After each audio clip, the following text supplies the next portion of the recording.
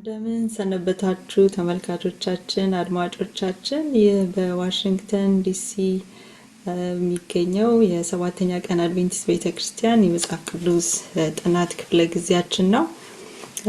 ዛሬ እንደተለመደው የምናደርገው ጥናት የመጽሐፍ ቅዱስ አዲስ ርዕስ በጀመርነው መሰረት ከእግዚአብሔር ጋር ያለንን ግንኙነት ማሳደግ በሚል በባለፉት ሳምንታት 4 ክፍሎችን በተከታታይ አይተናል። አሁን ዛሬ የምናየው 5ኛውን ክፍል ነው። ባለፈው ሳምንት እንደምታስታውሱት ያየነው የመጽሐፍ ቅዱስን ምን ያህል ጠቃሚ እንደሆነ ለህይወታችን ትልቅ ቦታ የሚሰጠው ትልቅ ስልጣን ያለው እንደሆነ አይተናል። በዚህ ሳምንት የምናየው መሰረታዊ ነገር የመጽሐፍ ቅዱስን እንዴት አድርገን ነው ታዲያ ይሄን በጣም ኢምፖርታንት የሆነ ነገር በህይወታችን ቁልፍ የሆነ ነገር እንዴት አድርገን ነው የምናጠናው የሚለውን ያጠናል። ሌሎችን የምናየው ክፍለ ጊዜ ይሆናል ማለት ነው። ይሄንን ስናጠና ከኔ ጋር ዛሬ በዚህ ጥናት ውስጥ የሚሳተፉ 2 ወንድሞች አሉኝ። የመጀመሪያው ኢሳያስ ይባላል፣ ሁለተኛው ሐሳቡ። ሁለቱንም ታውቋቸዋላችሁ። በተከታታይ በተለያዩ ሳምንቶች እግዚአብሔርን ቃል ስናጠና ሐሳባቸውን ከእግዚአብሔር የተማሩትን ሲያካፍሉን የቆዩ ናቸው። ስለዚህ ወደ ዛሬው ጥናት ከመሄዳችን በፊት ወንድም ኢሳያስ የመግቢያውን ጸሎት ያደርግልናል። በኋላ ደግሞ ሐሳቡ መዝጊያው ላይ ያደርግልናል ማለት ነው። ኢሳያስ እንጸልይ። የሰማይ አምላክ እግዚአብሔር በዚህ ሰዓት በእውነት ካንተ ከመንፈስ ቅዱስ ተቀብለን ለሌሎች መስጠት እንድንችል አስተሳሰባችንን በሙሉ አንተ ተቆጣጠር። ትዕግስት ስታወያይ ከአእምሯ የሚመነጨው በመንፈስ ቅዱስ ኃይል እኔና ሐሳብ ስናካፍል ከመንፈስ ቅዱስ የመነጨ እንዲሆን ሁሉንም ነገር ላንተ እንሰጣለንና በቅዱስ መንፈስ ቁጥጥር ስር እንሆን። አምላክ ሆይ አንተ ካረዳህን ምንም ማድረግ አንችልም። ከአንደበታችን አንተ ያልፈቀድከው ነገር በፍጹም እንዳይወጣ አንተ የፈቀድከው ብቻ ከአንደበታችን ይውጣ። እኛን ባርከን፣ ህዝብህን በእኛ በኩል ባርክ። ቅዱስ መንፈስህ ሁላችንንም ይርዳን። የሚያዳምጡትንም ፕሬዘንቴሽኑን የምናቀርበውንም እግዚአብሔር ሆይ አንተ እርዳን። ጸሎታችን ስለሰማህልን ተባረክ። በጌታ በክርስቶስ ስም አሜን። እንግዲህ ዛሬ ይህንን ስንጀምር ይህን ጥናታችንን ብዙ ሰው ግራ የሚጋባበትን ርዕስ ነው አይደል የምናየው። ሁላችንም እንዴት አድርገን ለመጀመሪያ ጊዜ መጽሐፍ ቅዱሳችንን ማን እንደሰጠን እንዴት ማጥናት እንደጀመርን ወደኋላ ዞር ብለን ማየት እንችላለን፣ ማሰብ እንችላለን። በተለያየ መልኩ ነው እጃችን ውስጥ የገባው መጽሐፍ ቅዱስ። በስጦታ መልክ የተበረከተልን ይኖራል። አንዳንዶቻችን ደግሞ ጌታን ተቀብለን በምንጠመቅበት ጊዜ እንደ ስጦታ ተደርጎ ደግሞ ይሰጠናል አይደል? በተለያየ መልኩ ወላጆቻችን ይሰጡናል፣ ጓደኞቻችን በተለያየ መልኩ ስጦታዎች ይሰጡናል። ግን ዋናው እሱ ነው ወይ? እሱ ሳይሆን በእጃችን ይዘነው ዝም ብሎ እንትን አይደለም። መጽሐፍ ቅዱስ ይጌጣል አይደለ? አሁን ብዙ ጊዜ የኔ ጓደኞች አሉ፣ ያው ይሰሙኛል፣ ኦርቶዶክሶች ጓደኞቼ በቃ ትራሳቸው ጋር ነው ቁጭ የምትለው። ማታ ላይ ሲተኙ ቁጭ ትላለች። በቃ ከማንኛውም ነገር ትከላከላለች። ትክክል ነው፣ ይከላከላል። ግን ቃሉ ህይወት የሚሆነው ምን ሲሆን ነው?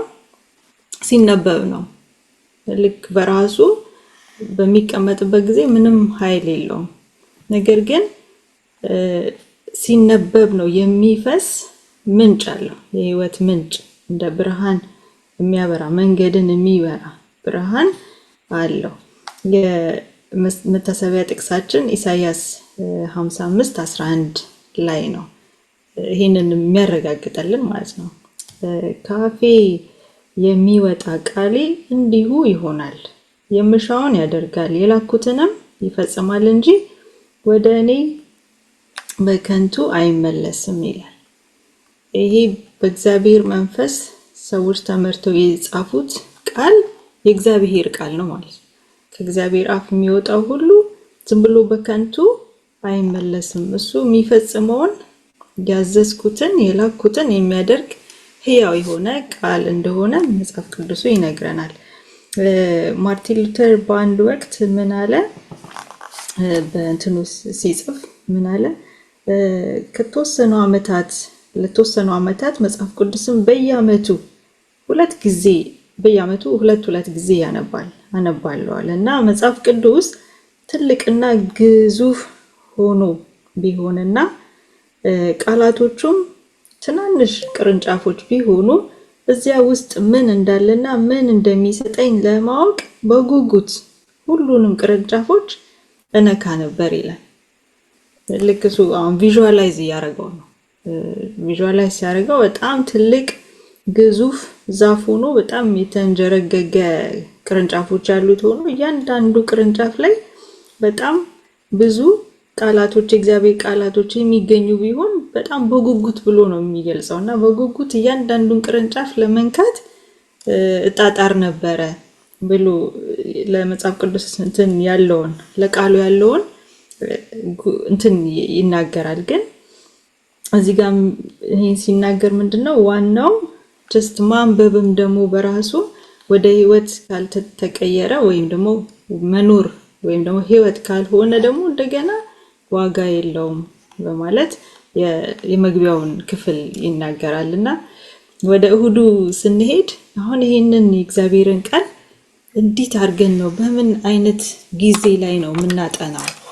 የተወሰነ ጊዜ ለመሆኑ አለው ማታ ቀን እንደዚህ እያለን ሰዓት ስንት ሰዓት ለስንት ሰዓት ለ15 ደቂቃ ነው ወይስ ገረፍ እያደረግን እንዴት በምን መቼ ነው ለመሆኑ የሚጠናው የሚለውን ከወንድም ሀሳቡ ጋር እንወያያለን ማለት ነው። እና ሀሳቡ የተማርከውን ያጠናኸውን እስቲ በዚህ ጉዳይ ላይ አንተ ደግሞ ንገረን። እሺ፣ እግዚአብሔርን እጅግ አድርጌ አመሰግናለሁ ይህን ጊዜ ስላገኘው። ደግሞ ወሳኝ ልዩነት የሚያመጣ በሰዎች ህይወት ላይ ልዩነት የሚያመጣ በመንፈስ ቅዱስ ደራሲነት የተጻፈ ይሄ ቅድም በመግቢያ ላይ እንደተነበበው እንዲሁ ዝም ብሎ የማይመጣ አሁን አንዳንድ ቃላቶች ዝም ብሎ የሚመጡ አሉ፣ አንዳንዶቹ ሳይታሰቡም የሚመጡ አሉ።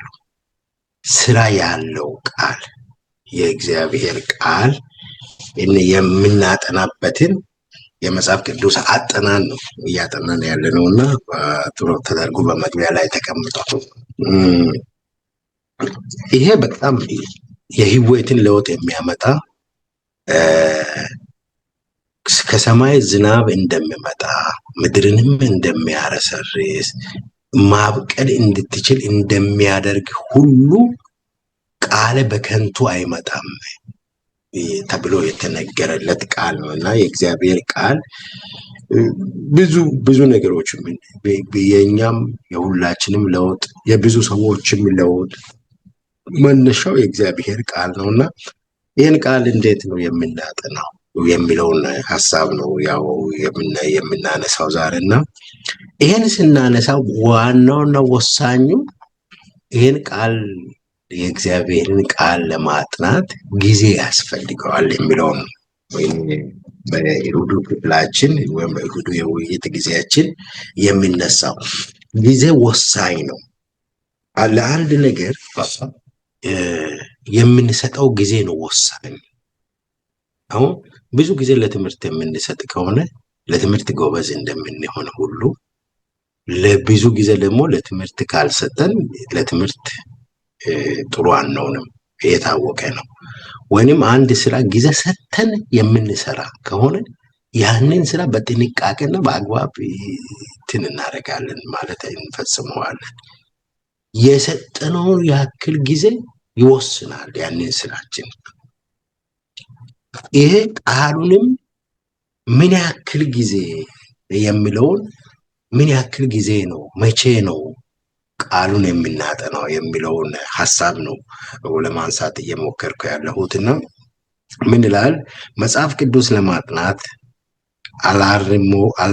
አላርሞን ከወትሮ ትንሽ ቀደም ብለው ሞልተው ያውቃሉ? ካልጋችን ራሱ ስንነሳ አሁን ይሄ ጊዜ ነው። ጊዜ ወሳኝ ያለው ብዙ ጊዜ በሰጠን ቁጥር ብዙ የእግዚአብሔርን ቃል እናውቃለን። ብዙ የእግዚአብሔርን ቃል አወቅን ማለት ብዙ መንፈሳዊ እድገት፣ ብዙ ስር እንሰዳለን። በእግዚአብሔር እንታነጻለን። ቃሉ ያሳድገናል። ቃሉ ይለውጠናል። ቃሉ ይቀይረናል። በነገራችን ላይ በመንፈሳዊ ህይወታችን ምን ያክል አደግን የሚለውን የምናየው ምን ያክል ከቃሉ ጋር ጊዜ አጠፋን የሚለው ነው። ምን ያክል አደግን የሚለውን የሚገልጸው የእድገታችን እና ስለዚህ አሁን አላርሞን ስንሞላ መቼም ስራችን እንዳያመልጠን የሆነ ነገር ልናደርግ ስንፈልግ አላርም ሞልተን ነው የምንነሳው። ግን ጠዋት ስንነሳ ቀደም ብለን 10 ደቂቃም ይሁን 20 ደቂቃ ወይም 40 ደቂቃ 1 ሰዓትም ይሁን ቀደም ብለን ከምንነሳበት ቀደም አስቀድመን ለቃሉ ሞልተን እናውቃለን ወይ የሚል ጥያቄ ነው። ካልጋው ተጎትተው ተነስተው ሰዓት ሲመለከቱ የቀኑ ከመጀመሪያው በፊት 15 ደቂቃ አለኝ ብለው አስበው ቢፈጥን ይሻላል። አጭር ጸሎት ወይም አንድ ምዕራፍ መለስ ብሎ በማንበብ ህሊናው ተረጋግቶ ነገር ግን ልቦ በውጤት ሳይረካ የቀረበ ጊዜ አለ ወይ ብሎ ይጠይቅና ጊዜ ግን ቅዱሳን መጽሐፍትን በጥድፊያ በማንበብ ምንም ጥቅም አይገኝም። በተለይ ያው ተረጋግተን አስበን አስተውለን ይሄ በጣም ቃሉን አሰላስለን ነው ብዙ ማዕድን የምናገኘው። ብዙ በቃሉ በቆፈርን ጊዜ ብዙ ሜዲቴት ስናደርግ ነው እግዚአብሔርን ቃል ይዘን ስናስብ ስናሰላስል ነው ለውጥ የሚመጣውና በጥድፊያ ሆይ በማድረግ የሚገኝ ጥቅም የለም ነው። አንድ ሰው በውስጥ ውበቱ ሳይሆን ወይም ጥልቅና የተሰወረ ትርጉም ሳያስተውል መጽሐፍ ቅዱስን ከመጀመሪያ ገጽ እስከ መጨረሻ ገጽ ሊያነብ ይችላል። ኤለን ጂ ዋይት ወደ ክርስቶስ የሚያመራ መንገድ በሚለው ገጽ 84 ላይ ያለችው ነው። ምንም ሳያስተውል መጽሐፍ ቅዱስን ከመጀመሪያ እስከ መጨረሻ ታታ አርጎ ማንበብ ይችላል እና ይሄ ግን ትርጉም ያለው አይደለም። ትርጉም ያለው ጊዜ ወስዶ ይሄ ከነ ህይወት ጋር ምን ቁርኝነት አለው? ምንድነው የሚለው ቃሉን ለመረዳት የምንሰጠው ጊዜ ይወሳኝነት አለው። መጽሐፍ ቅዱስ ከማንበብ የሚመጡ በረከቶች በእርግጥ ቢኖሩም ልክ እንደ እሳት ማጥፊያ ውሃ ብዙና ፈጣን መጽሐፍ ቅዱስን በፍጥነት በማንበብ ብዙ ነገር አለመረዳት ቀላል ነው። እግዚአብሔር በመንፈስ አነሳሽነት የነገረውንና ውድ ቃሉን የሰጠውን ስለ እርሱ የበለጠ እንድናውቅ እና በሂደቱ ስለ ራሳችን የበለጠ እንድናውቅ ነው። የማይገለጽ የሚያምር የእግዚአብሔር ባህሪ እና በታሪክ ውስጥ ወደ ሰዎች ልጆች የቀረበውን መንገዶች ለማየት ጊዜ ስንወስድ እሱን የበለጠ እንወደዋለን። እርሱ የሰራው ስራ መዝገቡ በእጃችን ነው። ነገር ግን ቃሉን በማንበብ እግዚአብሔርን ለማወቅ ጊዜን ማግኘትና ጊዜን መውሰድ አለብን። ጊዜን ማግኘት አለብን። አንድ በሐዋርያት ምዕራፍ 17 ቁጥር 11 ላይ የተጠቀሰ ቃል አለ። የተሰሎንቄ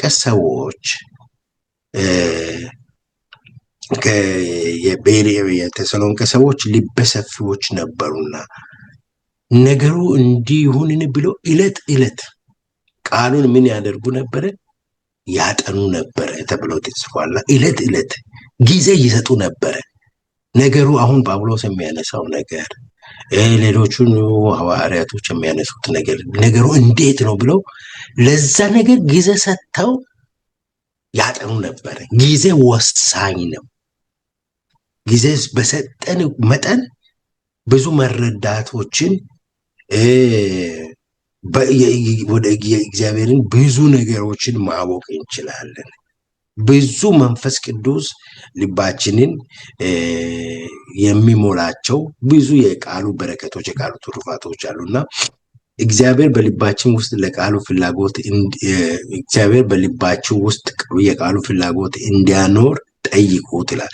በኤርምያስ ምዕራፍ 29:13 ላይ ምን የሚላል? እናንተ ትሹኛላችሁ፣ በፍጹም ልባችሁ ካሻችሁኝ ታገኙኛላችሁ የሚል ቃል አለና በልባችን በቃ የቃሉን ፍላጎት ቃሉን እንድናጠና። እኔ አንድ ጊዜ አንድ ሰባኪ ሲናገር የሰማሁት ይገርማችኋል አለ እና እንቅልፍ አንድ ቅድም ትዕግስት ስትናገር ነበረ። ምንድነው ቃሉን አንዳንድ ሰዎች ትራሳችን ተንተርስ አንዳንድ ኮሞዲኖችን ላይ ነው አስቀምጠን ምን እንደሆነ እንኳን ቃሉ ላይ ግንኙነት የሌለን አለና ከቃላችን ጋር ጊዜ እንስጥ እና አንድ ወንጌላዊ ሲናገር ምን አለ? እኔ አለ አልጋይ ላይ እንቅልፍ እምቢ ሲለኝ መጽሐፍ ቅዱስን ነው አምጡልኝ ብዬ ገና በእጄ እንደያዝኩኝ ምን አይነት እንቅልፍ እንደሚወስደኝ አላውቅም ይላል። እና አንዳንዶቻችን እንደ እንቅልፍ መድኃኒት እንደ እንቅልፍ ክኒን ነው እየተጠቀምን ያለ ነው። በእርግጥ ቃሉ ውስጥን ሰላም ሰጥቶ ሊያስተኛ ይችላል። ግን ለማጥናትም በቁም ነገር ጊዜ ሰጥተን እያሰላሰልን የቃሉን መንፈስ ቅዱስ እንዲያስተምረን ልባችንን ለሱ ሰጥተን በፍጹም ልባችሁ ካሻችሁን ስለምል በፍጹም ልባችን ፈልገን የተስፋ ቃሉን መሰረት አድርጋችሁ ጠይቁት ይላል። አንድ መዝሙረ ዳዊት ላይም ምን የሚል ቃል አለ? በ37ኛው ምዕራፍ ቁጥር 4 ላይ በእግዚአብሔር ደስ ይበልህ የልብህን መሻት ይሰጥሃል። በልቤ በቃ እኔ በቃሉ መሙላት ይፈልጋለሁ የቃሉ እውቀት እንዲኖረኝ እና አንዳንድ ሰዎች በጣም ደስ የሚል አንዳንድ አገልጋዮች ደስ የሚሉ ቃሉን በሙሉ መጽሐፍ ቅዱስ እንኳን ሳይከፍቱ የሚያነቡ አሉ። እያንዳንዱን ጥቅስ እያነበቡ አሉ። አንዳንድ ሚዲያዎችም አሉ ያለው በሚዲያ ደስ የሚል የሆነ የመጽሐፍ ቅዱስን ፓርት ሙሉ በሙሉ አንድን የሆነ ወጥ ምዕራፍ 10 ቁጥሮችን ይሁን 11 ቁጥሮችን እያነበቡ የሚወዳደሩ አሉ። ቃላትን ባለማዛባት የሚወዳደሩ አሉና ይሄ ሁሉ የሚመጣው ጊዜ በመስጠት ነው። አንድን ነገር ለመያዝ ጊዜ እንደምንወስድ ህያው ቃሉንም ነፍሳችንን የሚቀይረውን ውስጣችንን የሚቀይረውን ሰላም የሚሰጠውን ረፍት የሚሰጠውን ማድረግ ተገቢ ነው የሚል እንትላለኝና ጊዜውን ለእግዚአብሔር ያስረክቡ። አዎ ስራ በዝቶበታል እና ብዙ አስቸጋሪ ነገሮች አሉ። ነገር ግን እግዚአብሔር ጋር ጊዜ ማሳለፍ በዋጋ ሊተመን የማይችል ነው። ትልቅ ጠቀሜታ ብቻውን ጸጥ ወዳለ ቦታ ይሄዱና መዝሙር 46:10ን ያንብቡ።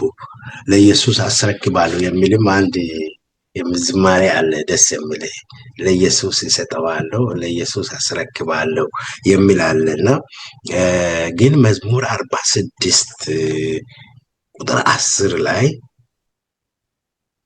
አንድ ቃል አለ። ምን የሚል? እረፉ፣ በቃ ጊዜ ውሰዱ፣ ተረጋጉ ነው የሚል። ብዙ የሚያጣድፉ እረፍት የማይሰጡ ጊዜዎች ቢኖሩም እግዚአብሔር ግን እረፉ እኔም አምላክ እንደሆንኩ እወቁ፣ በአሕዛብ ዘንድ ከፍ እላለሁ በምድርም ላይ ከፍ እላለሁ ይላልና ጊዜ ሰከን ማለት ያስፈልግ። የእግዚአብሔር ቃል ሲጠና የእግዚአብሔር ቃልን ስናሰላስል ሰከን ብለን ልናሰላስል ልናጠና ጊዜ ልንሰጠው ይገባል። በማይፈልጉ ጊዜ እንኳ እግዚአብሔር ጋር ጊዜ ያሳልፉ። ጤናማ ለመሆን በማስተዋል መምረጥ እና የድርጊቱን እቅድ እንደሚያስፈልግ ሁሉ ልምምድ ያድርጉ። በደንብ ይመገቡ። ከእግዚአብሔር ጋር የጠበቀ ግንኙነት ለመስራት በማስተዋል መምረጥ ያስፈልጋል። አዳዲስ ልምዶችን ለመውሰድ ቢያንስ 21 ቀን ቢፈጅም እንደሚችል ያስታውሱ። እናም ያለ መንፈስ ቅዱስ እርዳታ በፍጹም ስኬታማ መሆን አይቻልም ይላልና ይሄ ዋናው ያው መጽሐፍ ቅዱስን የሚያበራው መጽሐፍ ቅዱስን የሚያስረዳው ደራሲው ወይንም መሪው መንፈስ ቅዱስ ነውና ለመንፈስ ቅዱስ ጊዜ መስጠት ያስፈልጋል። ለቃሉ ጊዜ መስጠት ያስፈልጋል። ጊዜ ብዙ በሰጠን ቁጥር ብዙ የቃሉ በረከቶችን እናገኛለን የሚል ሀሳብ ነው። እግዚአብሔር ይባርክ። ሀሳቡ ትክክል ነው። ጊዜ መስጠት በተለይ አሁን እንደዚህ በጣም ሩጫ በበዛበት ሰዓት ላይ ይህን ጊዜ የሚባለውን ነገር ማግኘት ከባድ በሆነበት ሁኔታ እረፉ እኔም አምላክ እንደሆንኩ ወቁ የሚለው በጣም ወሳኝ ነው። ግን ደግሞ 24 ሰዓት አለን። የእንቅልፍ ሰዓታዎቹ ሳይቆጠሩ ሌሎቹ በሙሉ የኛ ናቸው አይደል? ከእንቅልፍ ሰዓት ውጪ ሌላውን ማድረግ የምንፈልገውን ሁሉ እያደረግን ነው። የቀኑ ሩጫችን እንዳለ ሆኖ ማለት ነው። ግን ባለችን በትንሿ ነገር ከዚህ በፊትም በተለያየ ሰንበት ትምህርት እንደዚህ ጥናታችን በመጽሐፍ ቅዱስ ጥናት እንዳየ ነው ባለችን በትንሿ ጊዜ ወዴት ነው ቴንድ የምናደርገው ነው ጥያቄው። ወዴት ነው የሚመራን? ውስጣችን ለኢየሱስ አስረክባለሁ ካለን ሁሉንም ነው የምናስረክበው። ኢንቴንሽናችን በቃ ሚናፍቀን ወዴት ነው ነው ሞር ወደ ዩቲዩብ ሌሎች ነገሮች ለመስማት ዜና ለመስማት ነው ወይንስ ፖለቲካ ለመስማት ነው? በጣም የተለያዩ ነገሮች አሉ አይደል? የኛን ጊዜ ቡጥቡጥ አድርገው የሚበሉ ነቀዞች ማለት ናቸው እነሱ። እኔ ነቀዝ ነው የምላቸው። ምክንያቱም ያለንን ጊዜ ትንሽም ልትሆን ትችላለች። እሷን ምን ያደርጋሉ? ይወስዱብናል፣ ይበሉታል ማለት ነው። እንደተነጋገርነው የእግዚአብሔር ቃል የከበረ መጽሐፍ ቅዱስን ስናጠና በራሱ መጽሐፍ ቅዱሱ ኃይል አለው። ምንም የማይካድ ኃይል ማለት ነው በራሱ ቅድም እንዳለው እንቅልፍ ያስተኛል እንደተባለው ማለት ነው። አንድ ጊዜ ልንገራችሁ እንግዲህ ነገር ያነሳዋል ነው አይደል የሚባለው። እኛ ቤት ልክ መቲን እንደወለድኩኝ ቤት ያው የተወሰነ ቆየ የለ ትንሽ አደግ እስከሚሉ እስከ 5 ወር ምናምን እቆያለሁ ቤትና ሰራተኛ በመሃል ወጣና ሌላ ሰራተኛ ገባ እና እሷን አለማመዳለሁ። እያለማመድኳት አንድ ቀን ላይ እንትኑን አጣዋለሁ መጽሐፍ ቅዱሱ ማለት ነው ከመደርደሪያው ላይ እና እዚህ ጋር እንትን ነበረ መጽሐፍ ነበር ልትወሰድሽው አልኳት ማለት ነው። እንዴ ይሄማ ብዙ ቀን እዚህ ጋር ስወለውል እኮ ልክ እሱን ስነካው ወደ ላይ ያነዝረኛል። ስለዚህ አንስቼ ደብቄዋለሁ አለችኝ። እንዴ ወዴት ነው የምደብቂው? አምጣ እኔ አልነካውም በጣም ነው ወደ ላይ ነው የሚያነዝረኝ አለችኝ። ማለት ደነገጥኩኝ በጣም። ለምንድን ነው የደነገጥኩት? እንዴ እቺ ልጅ በቃ የሆነ ክፉ መንፈስ አለባት እንጂ ውስጧ ያለ ነገር እንደዚህ አያረጋትም። ከዛ በኋላ በጣም መከታተል ጀመርን። ለባለቤቴም ነገርኩት፣ ተከታተልናት እና አንድ ቀን መብራት ጠፋ እና መብራት ሲጠፋ ቤታችን ሁሉ ነገር ጭልም አይደለም የሚለው ኢትዮጵያ ጭልም ሲል እሷ ሌላ ነገር ነው የሚታያት ቤት ውስጥ ማለት ነው። እግራችሁ ስር እንደዚህ እባብ አለ እንደዚህ ያለ ምናምን ማለት ጀመረች። ይሄ ፐርፌክትሊ እሱ ነው። ከዛ ተነጋግረን ብቻ ወጣላት ማለት ነው በጸሎት። ከዛ በኋላ ልክ ስታየው ያ ቤት እንደዚህ የሚያምር ቤት ነበረ። በቃ በጣም የሚገርም ማለት ነው። ሌላ ሰው ሆነችና ያ ምንላችሁ ነው በራሱ እንዲህ ስታዩት ጀስት ከማንኛውም ቡክ የተለየ አይመስልም። ነገር ግን ፓወር አለው በራሱ። ነገር ግን ያንን ፓወር እኛ ደግሞ ስናነበው ስናጠናው ከውስጡ ልክ እንደ ጅረት የሚፈስ ምን አለው? ኃይል አለው። ቃል የሚለውጥ ልክ በሁለት መልኩ የተሳለ እንደምንለው እንደተባለው አለ አይደል? የሚቆርጥ ነው። እንዴት እንደሚለውጠን ምንም እኛ ሊገባን አይችልም፣ አይገባንም። በእያንዳንዳችን ህይወት እንዴት መጀመሪያ እንዴት አመፀኛ እንደነበረን በኋላ እንዴት አርጎ እንደሚያለሰልሰው ልባችንን ሁላችንም የምናውቀው ነው አይደል? የሚሰራ ነው። ነገር ግን ያ ሁሉ የሚሆነው ምን ሲሆን ነው? ጊዜ ስንሰጥ አይደል? ጊዜ ካልሰጠን አይሆንም። ካላጠናን ለሱ ሁሉንም ነገር አስረክበን በቃ ዛሬ እችን አስተምረን ዛሬ ምንድነው ልታስተምረኝ የፈለግከው ሚለውን በውስጣችን ኢንቴንሽናሊ ወደሱ ካልተጠጋን ያ ቃሉ ህይወት ሊሆነልን አይችልም። አውቀነውም ደግሞ ካልተገበርነው ደግሞ እንደገና ደግሞ ህይወት ሊሆነልን አይችልም ማለት ነውና ወደ ወንድም ኢሳያስ መጣ። አሁን ይሄንን ቃል ደግሞ የት ነው የምናጠናው ነው? ወደ ቦታ ሚለው ጋር ስንመጣ የት ነው? እንዴት? ምን አይነት ቦታ? የተለየ ቦታ ድብቅ ቦታ ማድረግ አለብን እሱን ለማጥናት? ምንድነው ቦታ ሲል ራሱ ምን ማለቱ ነው የሚለውን እዚህ ጋር ደግሞ አንተ የተማርከውን እዚህ ክፍል ላይ ታካፍለናለህ ማለት ነው። እግዚአብሔር ይስጥልኝ። በእርግጥ ወንድማችን ሐሳቡ ቃሉን ስለማንበብ ተናግረዋል። እኔ ደግሞ በምን አይነት ቦታ ሆነን እናንብበው? መጽሐፍ ቅዱስን ለማንበብ ቦታ መምረጥ ያስፈልጋል ወይ ነው? እንደው የትኛውም ቦታ ላይ ሙዚቃ ቤትም ቢሆን የትም ቢሆን እንደው ከፍተን እናንበው ወይ? ምን ማድረግ ይቻላል በሚለው ጉዳይ ላይ በሱ ላይ እንናገራለን።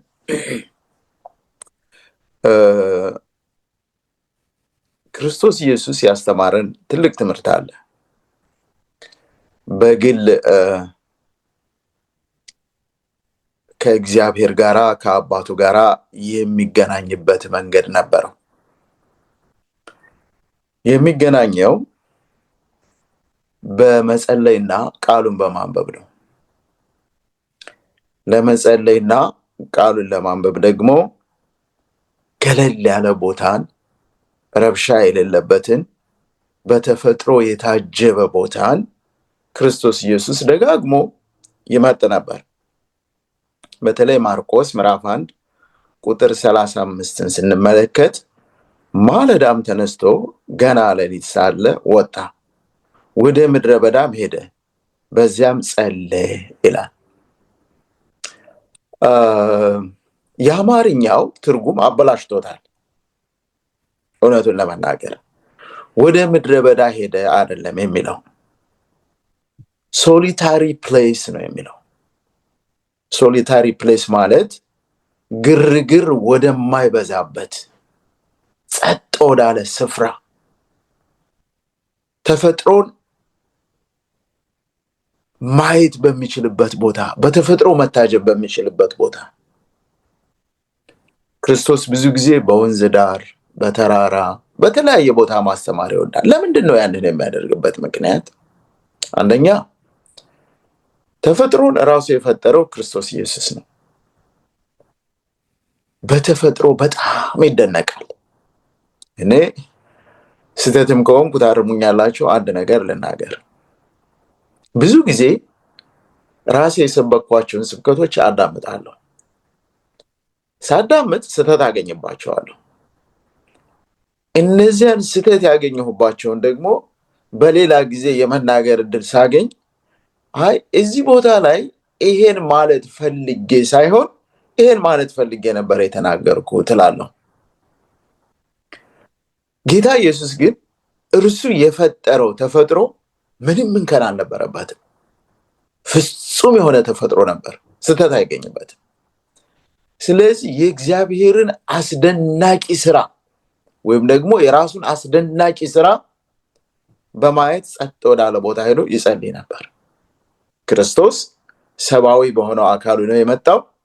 ተፈጥሮን በማየት ገለል ወዳለ ስፍራ በመሄድ ጸጥ ወዳለ ስፍራ በመሄድ ይጸልይ ነበር፣ ቃሉን ያነብ ነበር።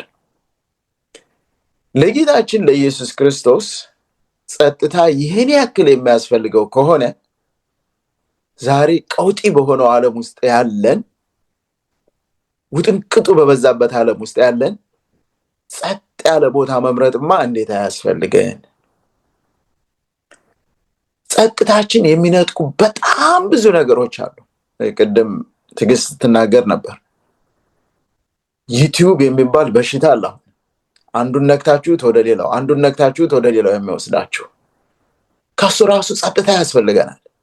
ስልካችንም ይዘነው መሄድ የለብንም እላለሁ አንዳንዴ። ስልካችን ወሩረን ቃሉን ብቻ ይዘን ተፈጥሮ ካለበት ቦታ ሂደን ከእግዚአብሔር ጋር ብቻ ለየት ያለ ግንኙነት ማድረግ ቃሉን ለማንበብ ያ በጣም አስፈላጊ ነው። ክርስቶስ የመጣበትን ዓላማ ለማሳካት ይህ እንቅስቃሴው ወደ ድል አምጥቶታል። ክርስቶስን ድል አድራጊ እንዲሆን ካደረገው ነገር አንዱ የእግዚአብሔርን ቃል በግዴለሽነትና በየቦታው ዝም ብሎ በየህዝቡ ዝም ብሎ ሄዶ ከፍቶ እንትን በማለት አይደለም ያደርግ የነበረው፣ ጊዜ ወስዶ ነው። በእርግጥ ማስተማር ሲፈልግ በሚያስተምርበት ቦታ ቃሉን ከፍቶ ያስተምራል። ለራሱ ማጥናት ሲፈልግ ግን የጸጥታ ጊዜ ይወስድ ነበር። ያ የጸጥታ ጊዜ ደግሞ ክርስቶስን በድል አድራጊነት የመጣበትን ዓላማ እንዲወጣ ረድቶታል። ጌታችን ኢየሱስ ክርስቶስን የዓለማት ሁሉ ፈጣሪ ጌታ የሆነውን ስንመለከት ካስፈለገው ለኛ ደግሞ በጣም አስፈላጊያችን ነው። በጸጥታ እግዚአብሔርን መፈለግ፣ በጸጥታ ቃሉማ።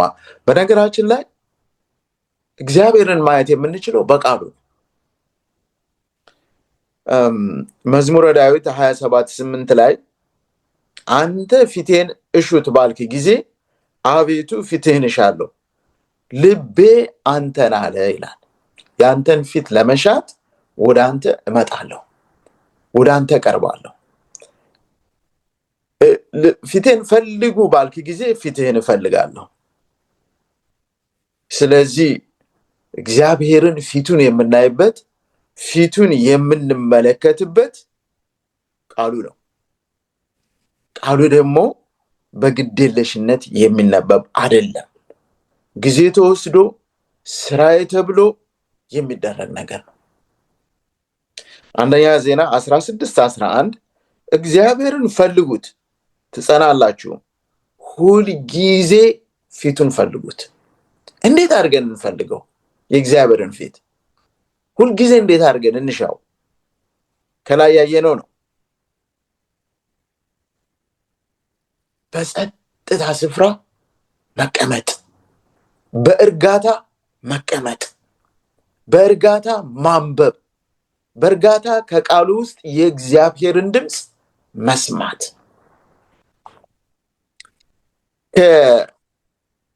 ከክርስቶስ ኢየሱስ እግር አጠገብ ቁጭ ብላ ቃሉን ማዳመጥ የምትወድ ሴት ነበረች።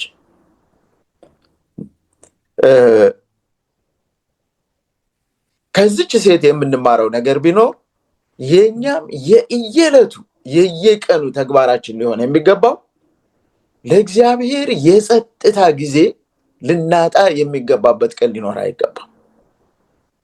ምክንያቱም እግዚአብሔር ጋራ መነጋገር ነው፣ እግዚአብሔር ጋራ መወያየት ነው። ማርያም ከኢየሱስ እግር አጠገብ ቁጭ ብላ ቃሏን በማዳመጧ ትባረክ ነበር። ማርታ ደግሞ ባካና ነበረች። ሰዎችን ለማርካት፣ ሰዎችን ለመመገብ፣ መስተንግዶ ለማድረግ ወዲያ ወዲህ የምትልና ለማንበብ ጊዜ የምታጣ ሴት ነበረች። እኛም ካለን ውጥረት የተነሳ ግርግር ከማብዛት የተነሳ ለእግዚአብሔር ቃል በእውነት ንስሐ ልገባ ይገባል። እኔም ራሴም እየገባሁ ነው። ለእግዚአብሔር ቃል ጊዜ፣ የጸጥታ ጊዜ የምንሰጥበት በቂ ጊዜ የለንም። አንዳንድ ጊዜ ሳይመቻችልን ይቀራል። ከአምላካችን ጋር ለረጅም ጊዜ ሳንገናኝ እንቆያለን። ይሄ የክርስትና ሕይወታችን ወይም ደግሞ እግዚአብሔርን መመልከትን ከዓይናችን ያጠፋል። ምናልባት የዛሬው የሰንበት ትምህርት ሲያስቀምጥልን ይሄንን በማድረግ የተቸገራችሁ ካላችሁ ይላል፣ ተስፋ አትቁረጡ። እግዚአብሔር የእንደገና አምላክ ነው፣ እድል የሚሰጥ አምላክ ነው። ስለዚህ ቃሉን በጸጥታ የማንበብ ጊዜ ለእግዚአብሔር ስጡት። እግዚአብሔር በቃሉ ይናገራችኋል። ቦታ ምረጡ።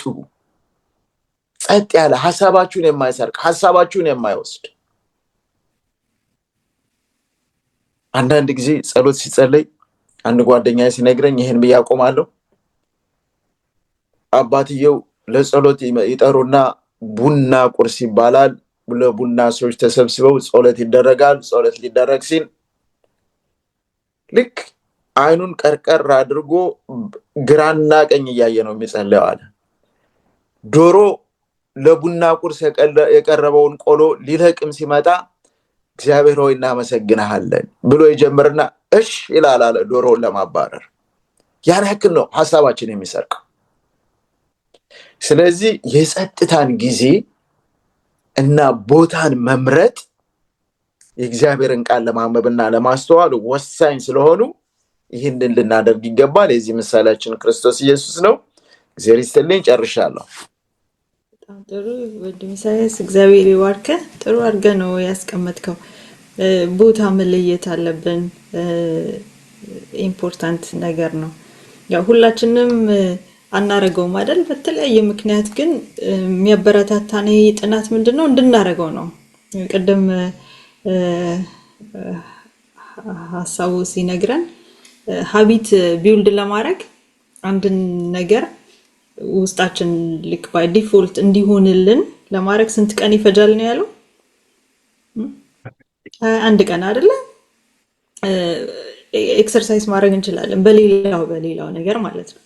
በዚህ ለምሳሌ በቦታችን ስፔሲፊክ አሁን በቤታችን ስፔሲፊክ ቦታ ከሌለን ስፔሲፊክ ቦታ መለየት እንችላለን። በተለይ ብቻችንን ስንሆን ሁላችንም ለብቻችን ከእግዚአብሔር ጋር ለብቻችን ጥሞና ጊዜ የምናደርግባት የተለየች ቦታ ማድረግ ወይም ደግሞ ማበጀት እንችላለን። ዜን እሱ ማረጉ መለየቱ በራሱ የሆነ ምን ይፈጥራል? ማስታወሻ ነው አይደል? ትዝ ይለናል እዛች ጋር እንድንሄድ ወደሱ በቃ መናፈቅ አለ አይደል? እሱን ሀቢት ዴቨሎፕ ያደርጋል። ዜን እዛ ጋር መሄዳችን ፍላጎታችንን ማሳየታችን ምን ይሆናል? አሁን ሬዲ ነኝ ቃሉ ለማጥናት እርፍ ብያለሁ፣ አሁን ያንተ ጊዜ ነው የሚለውን ቦታውን ስፔሲፊክ መለየት ምንን ይፈጥርልናል? ጊዜን ራሱ ይፈጥርልናል። በራሳችን እንድንናፍቅም ያደርጋል ማለት ነው። እና ከዛ በኋላ ሀቢት በጣም እንደዛ የሆኑ ሰዎች እኔ ያስቀኛል። አንዳንዴ ቦታ ለይተው በስርዓቱ በቃ ጊዜ እንትን የሚሉ ማለት ነው። እንደዛ እንድንሆን እግዚአብሔር ይርዳን አይደል? ሁላችንም እንደዛ እንድንሆን ነው ምንናፍቀው። በተለይ በኢንዲቪጁዋል ሲሆን ማለት ነው። በጋራ ደግሞ እንደዛው ቦታ አለው፣ ለሁሉም ቦታ አለው አይደል? መጽሐፍ ቅዱስ ጥናት በቤተ ክርስቲያንም በየሳምንቱ የምናደርገው አለ። በፋሚሊ ደረጃም እንደዚህ ሁላችሁም በየቤታችሁ የምታደርጉት ደግሞ አለ። ከዛ ደግሞ ወርዶ ደግሞ በቢግ ፋሚሊ ደግሞ የሚደረግ መጽሐፍ ቅዱስ ጥናት ማድረግ ይቻላል። ያ ሁሉ ቦታና ጊዜ ስንለይለት ኢንቴንሽናል እንሆናለን ማለት ነው። ኢንቴንሽናል ይሆናል። ዜን እርስ በርስ ምን እንሆናለን? በቡድን ሲሆን እርስ በርስ፣ ከዛ ደግሞ በኢንዲቪጁዋል ሲሆን በኢንዲቪጁዋል ደረጃ እየተማርን እየተቀራረጽን እንሄዳለን ማለት ነው። እና ቦታና ጊዜ መለየት በጣም ኢምፖርታንት እንደሆነ እስካሁን አይተናል ማለት ነው። ወደ ማክሰኞ ጋር ስንመጣ እንግዲህ ጥልቅ የመጽሐፍ ቅዱስ ጥናት ማድረግ ይላል። ወደ ሀሳቡ ስመጣ ይሄ በጥልቅ ማጥናት እንዴት ነው የሚቻለው? መጽሐፍ ቅዱስን እንዴት ነው ራሱ በጥልቀት ማጥናት የምንችለው የሚለውን ራሱ ጥልቅ ማለት ራሱ ምን ማለት ነው የሚለውን ደግሞ ሀሳቡ ደግሞ የተማረውን በዚህ ክፍል ላይ ያጋራናል ማለት ነው። እሺ፣ አመሰግናለሁ። እግዚአብሔር ይስጥልህ። አሁን ያው መጽሐፍ ቅዱስን እንዴት እናጥና የሚለውን የመጽሐፍ ቅዱስ አጠናን በተመለከተ ነው እያየን ያለ ነው። ጊዜ እንደሚያስፈልገው፣ ቦታ የተለየ እንደሚያስፈልገው እያየን ነው።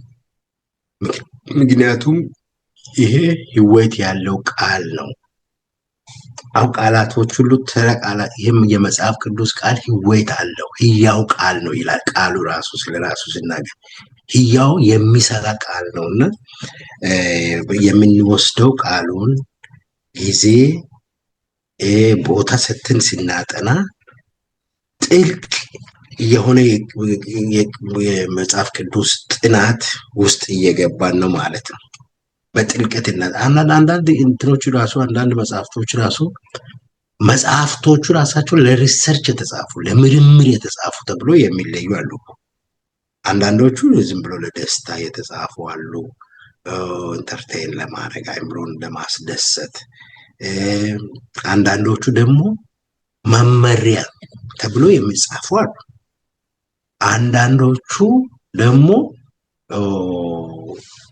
ፕሮሲጀር አሁን አንዳንድ ነገሮችን ሂደቱን ተከትሎ ለመስራት የተጻፉ መጽሐፍቶች አሉ። የመጽሐፍ ቅዱስ ደግሞ የህይወትን ፕሮሲጀር የህይወትን አቅጣጫ የኑሮን አቅጣጫ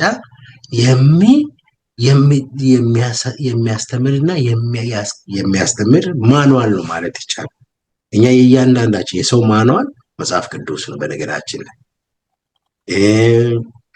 እንዴት ሰው ከየት እንደተፈጠረ እንዴት እንደመጣ ሌሎችም የተለያዩ ነገሮች ተጽፈው ሊሆን ይችላል። እነዚህም በጥልቀት ማጥናት ያስፈልጋል። በጥልቀት በቅድም እንዳልነው በሰከነ ሁኔታ በተረጋጋ ሁኔታ አርፈን ማየት ያስፈልጋልና የመጽሐፍ ቅዱስን ለማጥናት የግድ ምሁር መሆን አያስፈልግም።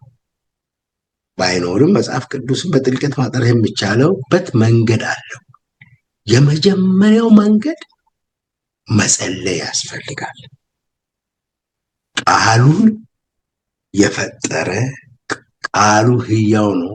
ቃሉን የሰራ ቃሉን የላከ አምላክ አለ መልሶ ይሄን የሚያበራ። ስለዚህ ጥልቀት የሚለው ቃል ሲመጣ መጸለይ መጽሐፍ ቅዱስን ለማጥናት ስንመጣ ጸሎት እጅግ አስፈላጊ ከመሆኑ የተነሳ የጸሎት አስፈላጊነት ከልክ በላይ መግለጽ አይቻልም። ኤለን ጂ ዋይት መጽሐፍ ቅዱስን ለማንበብ ስትመጣ ብቻችንን እንዳልሆንን ትነግረናለች።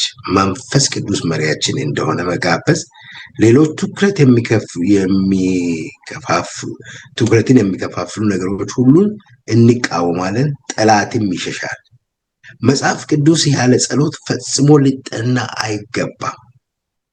መንፈስ ቅዱስ ብቻውን ለመረዳት ቀላል የሆኑ ነገሮችን አስፈላጊነት እንድንረዳ ወይም ለመረዳት አስቸጋሪ የሆኑ እውነቶችን ከመጋፈጥ ሊያድነን ይችላል። ትርጉሙ ራሱ ምን ማለት እንደሆነ ጥልቀቱ ለምንድን ነው የተጻፈው? ምንድን ነው? ቅድም ከኔ የሚመጣው ቃል ከሰማይ ዝናብ እንደሚመጣ ምድርንም እንደሚያረሰርስ ትበቅልም እንደሚያደርግ ሁሉ እንዲሁ አይመጣም ቃል የሚል ቃል አንብበናል በመግቢያችን ላይ። እንደዛም ሁሉ ወደኛና ወደነና ወደ እናንተ ወደ እያንዳንዳችን የእግዚአብሔር ቃል ሲመጣ ሊሰራን ይመጣል። በነገራችን የእግዚአብሔር ቃል ሁለት አፍ ካለው ሰይፍ የተሳለ ነው ይላል። አጥንትንና ጅማትን እስከ አጥንትና ጅማትን ድረስ ለይቶ የሚቆርጥ ነው ቃሉ። የሚሰራ ቃል ነው። ተራ ቃል አይደለም። ወይም ተራ ሐሳብና ተራ አመለካከት አይደለም። ጥልቅ ነው። ጥልቅ የሆነ ጥናት የሚያስፈልገው ምክንያቱም ከህይወት ጋር የተያያዘ ስለሆነ እና ይሄን ለማድረግ ግን ወሳኙ መንፈስ ቅዱስ እንዲረዳን እግዚአብሔር እንዲረዳን በጸሎት መጀመር ተገቢ ነው። ያለ ጸሎት መጽሐፍ ቅዱስን መጀመርም አያስፈልግም። ምክንያቱም አሁን ብዙ ሰዎች መጽሐፍ ቅዱስን እኔ አንድ አስተማሪ ታሪክ የሚያስተምር 10ኛ ክፍል ታሪክ የሚያስተምር ምን ብሎ 24 ጊዜ አስተምር ማነው አጥንቻለሁ አለ። መልሼ 24 ጊዜ አጥንቻለሁ። ግን አንዳንድ ያለች ትዝም ብሎኝ መጀመሪያ አካባቢ እግዚአብሔር ሌላው እንትን አይለኝም ያጠናሁት በጫትና በሲጋራ ነው ብሎ ሲናገር ሰምቼዋለሁ። እና እንደዛ አይደለም። የእግዚአብሔር እሱ ለቁጥር ያክል ነው ያጠናው እንጂ በጥልቀት ለማጥናት የህይወትን ለውጥን ለማምጣት ፈውስን ለማምጣት ፈውስ የሚሰጥ ነው መጽሐፍ ቅዱስ።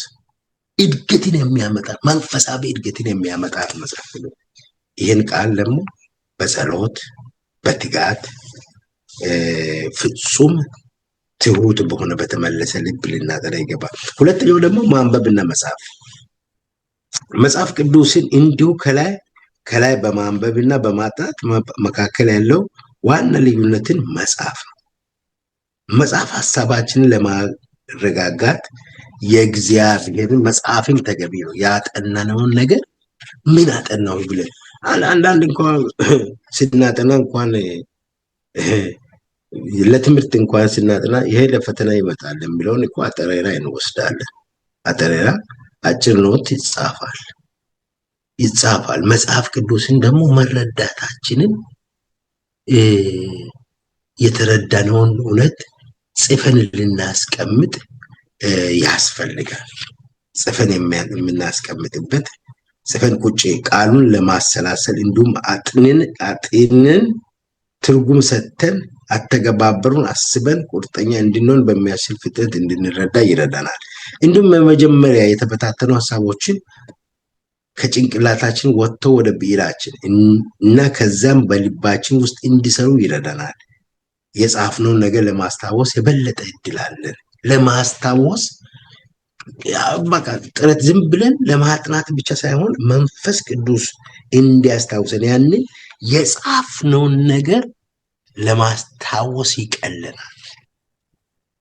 መጽሐፍም ተገቢ እንደሆነ ይናገራል። መጽሐፍ ካልቻሉ ይላል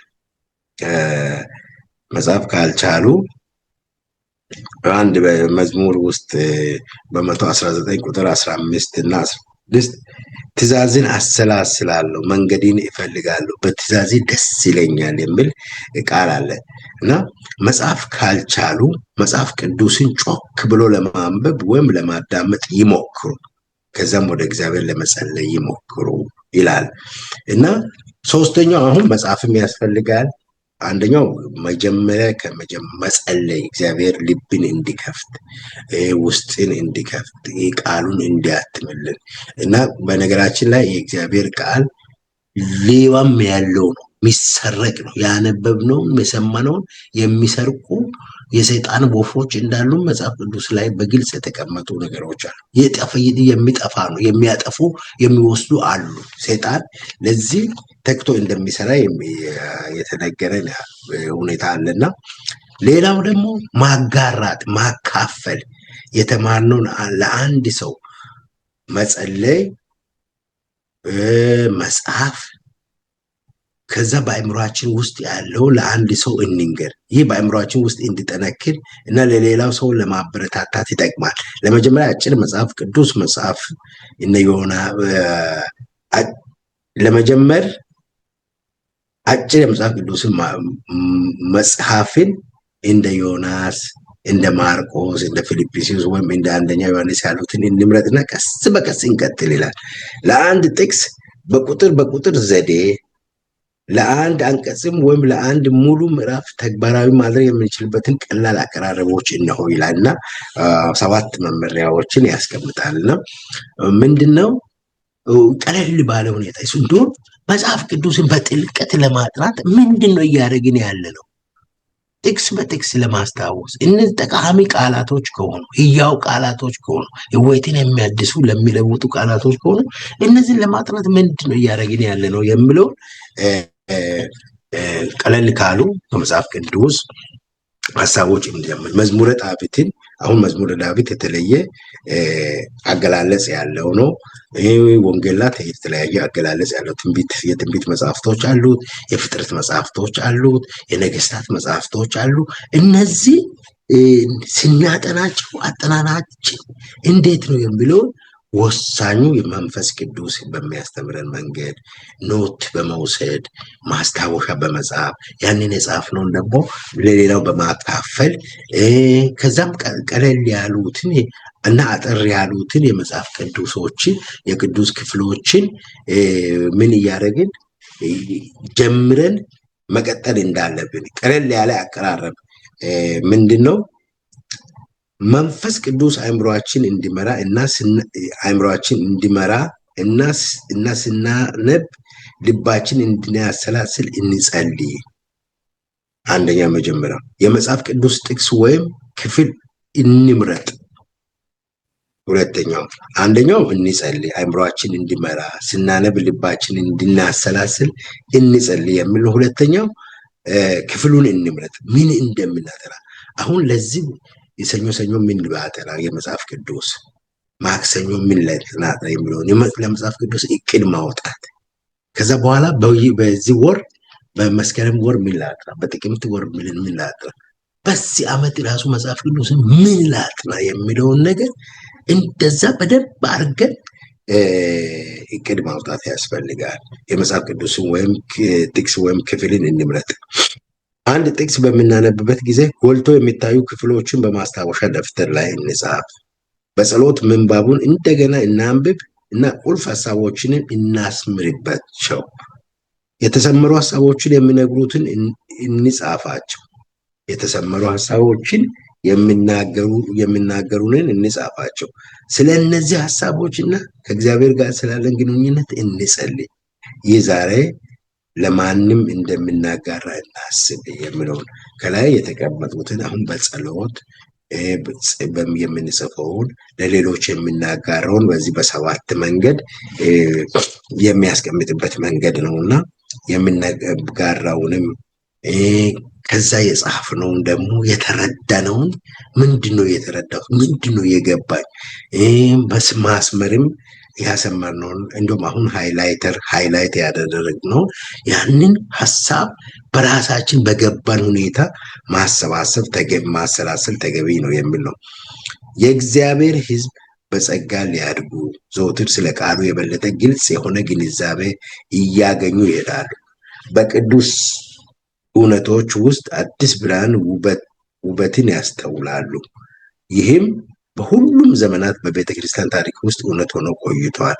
እናም እስከ መጨረሻም ይቀጥላል የሚል ካውንስል ቱ ራይተርስ ኤንድ ኤዲተርስ ከሚል ገጽ 38 እና 39 የተወሰደ ሀሳብ ነውና ዋናው ነገር ቃሉን በጥልቀት ለማጥናት መጸለይ አስፈላጊ ነው።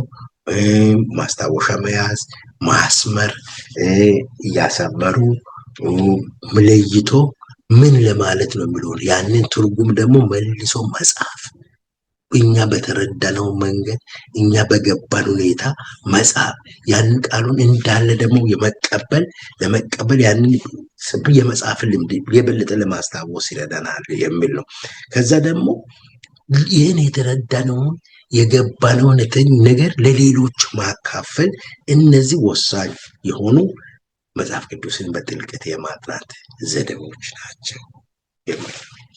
በጣም ጥሩ፣ እግዚአብሔር ይባርክ። ሀሳቡ የሚገርም ነው። አሁን ይሄ ሁሉ በጣም መተግበር የሚችል እኛ በጣም ሬዲ ከሆንን ሁሉ መሆን የሚችል ነው አይደለ? ቁልፉ ነገር ሁሉንም የምናደርገው በማን ነው? በኢየሱስ ስም ነው፣ በመንፈስ ቅዱስ ብርታት ነው። ምክንያቱም መዝሙር 119 105 ላይ እዚሁ ክፍል ላይ የሚለው ምንድን ነው? ዳዊት መዝሙር ሕግህ ለእግሬ መብራት ለመንገዴ ብርሃን ነው ይላል። ይሄን በጣም አስባችሁበት በጣም ብታስቡበት አይ ዶንት ኖ በጨለማ ውስጥ ሄዳችሁ የምታውቁ ሰዎች ትኖራላችሁ። በጨለማ ውስጥ የሚሄድ ሰው ምንድነው የሚያደርገው? ብርሃን ያበራል አይደል? ምንድነው ይሄ ባትሪ የቻለውን ያገኘውን ባትሪ ሊሆን ይችላል ዋቴቨር መብራት ያበራል። ከዛ የሚያሳየው ባትሪ ከሆነ ክብ ነገር ነው፣ የተወሰነ ዲስታንስ ነው አይደል የሚያሳየው። በጣም ሩቅ ማየት ይችላል አይችልም አይደል? የተወሰነ ያበራለታል፣ ዴን ይሄዳል። ከዛ አረማመዱስ ፈጠን እያለ ነው የሚሄደው። በጨለማ የሚሄድ ሰው እያንዳንዷን ስቴፑን ምን እያደረገ ነው የሚሄደው? ቀስ እያለ አይደል? ልክ እንደ ኤክስፕሎር እንደሚያደርግ ሰው አካባቢውን እያየ ከፊቱ ምን ሊያጋጥመው እንደሚችል ፕሪዲክት እያደረገ እያየ ነው የሚሄደው። የእግዚአብሔር ቃል ጥቂት በጥቂት የሚበራ ጥቂት በጥቂት ለእግራችን ለአካሄዳችን በህይወት በምናደርገው ጉዞ እያንዳንዷን በጥንቃቄ ኮንሽስሊ እንድንመራት የሚያደርግ ነው የእግዚአብሔር ቃል። በህይወት ኑሯችን ባንዴ ቦግ የሚል ነገር አይደለም ለማለት ነው። እድገታችን ለቃሉ ዛሬ ያለን እይታ እያደገ ልክ እንደንትኑ ልክ ስቴፕ ባይ ስቴፕ የምንሄደው መንገድ እንደሆነ የእግዚአብሔርን ቃል ለመንገዳችን ብርሃን ነው ስንል በቃ ለእያንዳንዱ ነገራችን ልክ የሚያሳየን ነው፣ መሪያችን ነው። ምክንያቱም እሱ በሄደበት መንገድ ስለምንሄድ ክርስቶስ በሄደበት መንገድ ቅድም ቦታ ሲመርጥ ጊዜ ሲመርጥ ልክ እንደዛ እኛም በሱ ምሳሌነት የምንሄደው መንገድ ሁሉ እንደዛ እንዲሆን ነው የሚያስተምረን ይሄንኛው ክፍል ማለት ነው። ወደሚቀጥለው ሲሄድ ድርብ በረከት ይላል። እንግዲህ ራሱ ድርብ በረከት ቃሉን ስናጠና ምንድነው በረከት ይዞልን የሚመጣው? ድርብ በረከት በራሱ ምን ማለት ነው የሚለውን ከኢሳይያስ ጋር ደግሞ እናያለን። በጣም ጥሩ። እንግዲህ ድርብ በረከት የሚለውን በመጽሐፍ ቅዱስን በጥልቀት ማጥናት የሚለውን ሐሳቡ ሄዶልናል እና መጽሐፍ ቅዱስን በጥልቀት ማጥናት ይዞት የሚመጣው ድርብ በረከት ምንድነው? ይሄን በረከት ለማግኘትስ እኛ የምንሄድባቸው መንገዶች ምን መምሰል አለባቸው? ዝም ብለን ድርብ በረከት እናገኛለን ብለን ቁጭ ብለን መጠበቅ አለብን? ወይም መጽሐፍ ቅዱስን ስናነበው አይገባንም ብለን መተው አለብን? አይደለም፣ ሊሆን አይገባውም። አንዳንድ ጊዜ ቅድም ሐሳቡ ከተናገረው ላይ ስንመጣ ሰይጣን ያጠናነውን ይነጥቃል፣ ይዞ ይሄዳል፣ ምንም ጥያቄ በሌለው መንገድ። አሁን እኔ ራሴ አንድ የሚገርመኝ ነገር አለ። ፍራይዴይ ማታ ሐሳቡም ያውቃል ባይብል ስተዲ ነበር። ስሞል ግሩፕ እንመጣለን፣ ወደ ስሞል ግሩፕ። በዚህ በስሞል ግሩፕ ላይ አንደኛ ቆሮንቶስን በቃ ሸምድዶ የበለጠ ሸምድዶ ይዞ ለሚመጣ ሽልማት አለና ያው ኩልሽ ቃል ሰጠ። አንደኛ ቆሮንቶስን ከምዕራፍ 1 ጀምሮ እስከ መጨረሻው ምዕራፍ ድረስ ሸመደዱ። በቃ ወጣሁት አልኩ። ዛሬ አንዱ አለው ይብትሉኝ የለም፣ በሙሉ ሄደዋል፣ የሉም። ጠላት ያገኘነውን በረከት ይነጥቃል። እንዳይነጥቅብን መጠንቀቅ አለብን። ያጠናን ዘዴዎች አንደኛው ጥቅስን ከጥቅስ ጋር ማገናዘብ ይላል። ለምሳሌ ፕሮፌሰር ብርሃኑ ባለፈው ቅዳሜ የተናገረው ነገር አለ። ለእግዚአብሔር ሕዝብ የሰንበት ረፍት ቀረላቸው የሚለው ምን ማለት ፈልጎ ነው የሚለውን ማወቅ ብንፈልግ እዛው ላይ ብቻ መቆም የለብንም። ሌሎች ጥቅሶችን ደግሞ ከሱ ጋር ተያይዘው መሄድ የሚችሉ ከየቦታው ሰባስበን ይዘን መተን ማወዳደር አለብን። በአንድ ጥቅስ ላይ ብቻ ተመርኩዘን የእግዚአብሔርን ቃል በረከት ሳናገኝ እንዳንቀር ትክክለኛ ትርጉሙን ለማግኘት እነዛን ማድረግ ይኖርብናል። ምዕራፉን ይዞ ጠቅላላ ቅደም ተከተሉን ይዞ ማንበብ ትልቅ በረከት አለው። እኔ ይሄ እንዴት እንደሚረዳኝ አንድ ምሳሌ ሰጥቼ ከማልፈው ምሳሌ ውስጥ ማታ ስተኛ ያጠናኋቸውን ምዕራፎች ከትናንት ወዲያ ከዛ ወዲያ ያጠናኋቸውን ማሰላሰል ብለው ቅድም ሐሳቡ እንደተናገረው ለመናገር እንቅልፍ እስኪይዘኝ ድረስ ለማሰብ ሞክራለሁ። ለምሳሌ ዘፍጥረትን የማጠና ከሆነ ዘፍጥረት 1 ስለ ፍጥረት፣ 2 ስለ ፍጥረት፣ 3 ስለ አዳምና ሔዋን መሳሳት፣ 4 ስለ አቤልና ስለ ቃየል፣ 5 የትውልድ መጽሐፍ፣ 6 የኖህ መርከብ መሰራት የጀመረ እግዚአብሔር ያዘነበት፣ 7 8 እስከ 10 ድረስ ኖህ በመርከቡ ውስጥ፣ 11ኛው የባቤል ግንብ፣ 12ኛው የአብርሃም መጠራት፣ ከ12 እስከ ያንን እያልኩ እያንዳንዱን ለመድገም እሞክራለሁ። ዘጸአትንም ብንሄድ እንደዛው ደግማለሁ። ዘጸአት 1 ዮሴፍ ሞተ እና ሌላ ንጉስ ተነሳ። 2 ያው ሙሴ ባደረገው ጥፋት ኮበለለ። 3 እና 4 ያሆነበት። 5 ተመልሶ ህዝቡን እንዲጠራ። እነዚህን በቃላችን ማሰላሰል የሚለው ያጠናናቸውን በቃላችን ማሰላሰል ድርብ በረከት ይዞ ይመጣል ለኛ። ጠላት ያጠናነውን መልሶ ነጥቆ ይዞብን እንዳይሄድ፣ ድርብ በረከታችን እንዳይሄድብን፣ ያገኘነው በረከት እንዳይሄድብን በእኛ ውስጥ ማቆየት መቻል አለብን። ያን ለማድረግ ደግሞ መንፈስ ቅዱስ ይረዳናል። ርዕስ ሰጥቶ ማጥናት፣ ለምሳሌ ርዕስ ሰጥቶ ማጥናት ፍጥረት፣ ስለ ፍጥረት ምን እስኪ የእግዚአብሔር ቃል ምን ይላል? የክርስቶስ ወደዚህ ምድር መምጣት ምክንያቱ ምንድነው? እስኪ ስለዚህ ርዕሶችን ሰጥተን በርዕሶች ስለ መግደል መጽሐፍ ቅዱስ ምን ይላል? መግደል የሚለውን አውጥተን በርዕስ መጽሐፍ ቅዱስን ከፍሎ ማጥናት ድርብ በረከት ነው ለኛ ይዞልን የሚመጣው።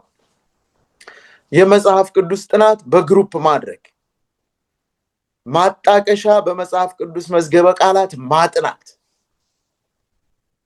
ሌሎች መጽሐፍቶችን ጨምሮ ማጥናት፣ ከመጽሐፍ ቅዱስ ጋር የተያያዙ አብረው ሊሄዱ የሚችሉ ለምሳሌ አበዎችና ነቢያት ድርብ በረከት ነው የሚያመጡልን። እነዚህ ራሱ በዚህ መንገድ መሄድ፣ ነቢያትና ነገስታት፣ የዘመናት ምኞት፣ የሐዋርያት ሥራ፣ ታላቁ ተጋድሎ፣ ያንን ማጥናት።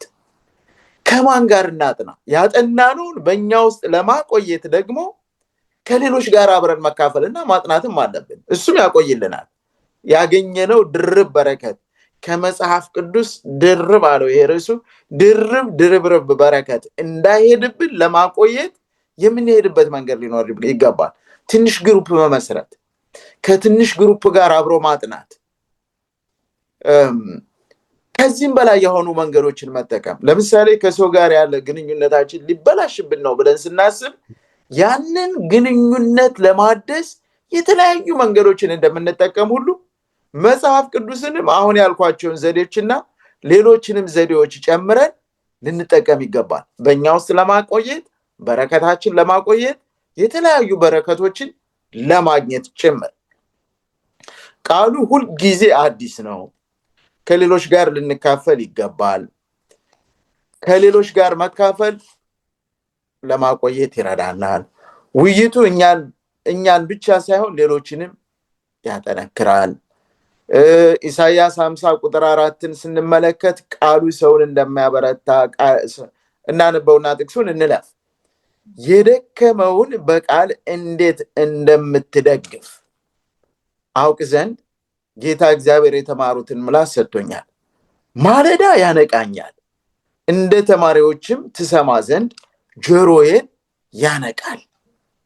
ግሩም ነው። ይሄን ጊዜ የለንም እንጂ እያንዳንዱን አውጥተን እናጥና ብንል ይሄ አሁን ያልኩት ቃል ብቻ የእግዚአብሔርን ቃል እንዴት ላጥና፣ በረከቱን እንዴት ላቆይ ለሚለው ለአንድ ዓመት የሚሆን መልእክት ያለው ነው። ይሄ ራሱ አሁን ያነበብኩት ጥቅስ ወደ ውስጡ አልገባም፣ ከገባው ብዙ ጊዜ ስለሚጨርስ